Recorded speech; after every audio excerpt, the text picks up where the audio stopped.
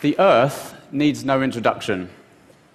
It needs no introduction in part because the Apollo 17 astronauts, when they were hurtling around the moon in 1972, took this iconic image. It galvanized a whole generation of human beings to realize that we're on spaceship Earth, fragile and finite as it is, and that we need to take care of it. But while this picture is beautiful, it's static, and the Earth is constantly changing. It's changing on days' timescales with human activity, and the satellite imagery we have of it today is old, typically years old. And that's important because you can't fix what you can't see. What we'd ideally want is images of the whole planet every day. So what's standing in our way? What's the problem? This is the problem. Satellites are big, expensive, and they're slow. This one weighs 3 tons. It's 6 meters tall, 4 meters wide. It took up the entire fairing of a rocket just to launch it. One satellite, one rocket. It cost $855 million. Satellites like these have done an amazing job at helping us to understand our planet. But if we want to understand it much more regularly, we need lots of satellites, and this model isn't scalable. So me and my friends, we started Planet Labs to make satellites ultra compact and small and highly capable. I'm going to show you what our satellite looks like.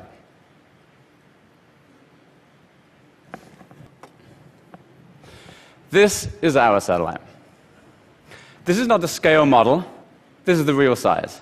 It's 10 by 10 by 30 centimeters. It weighs 4 kilograms. And we've stuffed the latest and greatest electronics and sensor systems into this little package. So that even though this is really small, this can take pictures 10 times the resolution of the big satellite here, even though it weighs 1,000th of the mass. And we call this satellite Dove. Oh, thank you. We call this satellite Dove, and we call it Dove because satellites are typically named after birds, but normally birds of prey, like eagle, hawk, swoop, kill, I don't know, kestrel, these sort of things. But ours have a humanitarian mission, so we wanted to call them doves. And we haven't just built them, though. We've launched them. And not just one, but many.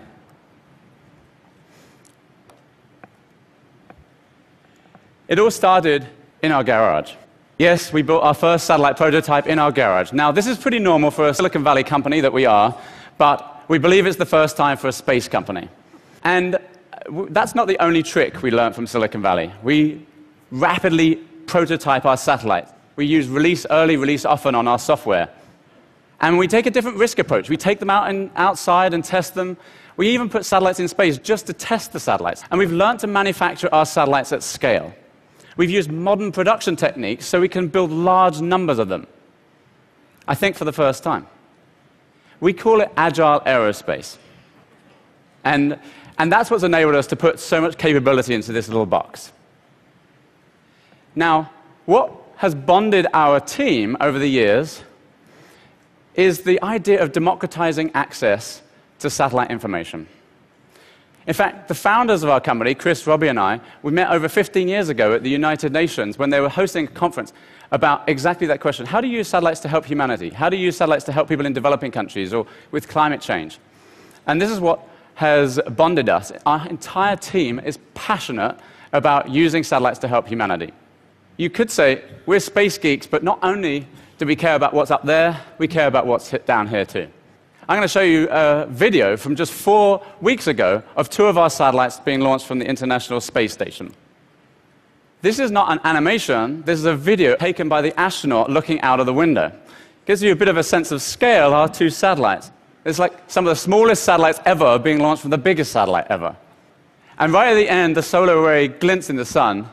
It's really cool. Wait for it. Boom! Yeah, it's like the money shot. So we didn't just launch 2 of them like this, we launched 28 of them. It's the largest constellation of Earth imaging satellites in human history, and it's going to provide a completely radical new data set about our changing planet. But that's just the beginning. You see, we're going to launch more than 100 of these satellites like these over the course of the next year. It's going to be the largest constellation of satellites in human history, and this is what it's going to do. acting in a single orbit plane that stays fixed with respect to the sun, the Earth rotates underneath. They're all cameras pointed down, and they slowly scan across as the Earth rotates underneath. The Earth rotates every 24 hours, so we scan every point on the planet every 24 hours. It's a line scanner for the planet. We don't take a picture of anywhere on the planet every day. We take a picture of every single place on the planet every day. Even though we launched these just a couple of weeks ago, we've already got some initial imagery from the satellites, and I'm going to show it publicly for the first time right now. This is the very first picture taken by a satellite. It happened to be over UC Davis campus in California when we turned the camera on. But what's even cooler is when we compare it to the previous latest image of that area, which was taken many months ago. And the image on the left is from our satellite, and we see buildings that have been built. The general point is that we'll be able to track urban growth as it happens around the whole world, in all cities, every day. Water as well. Thank you.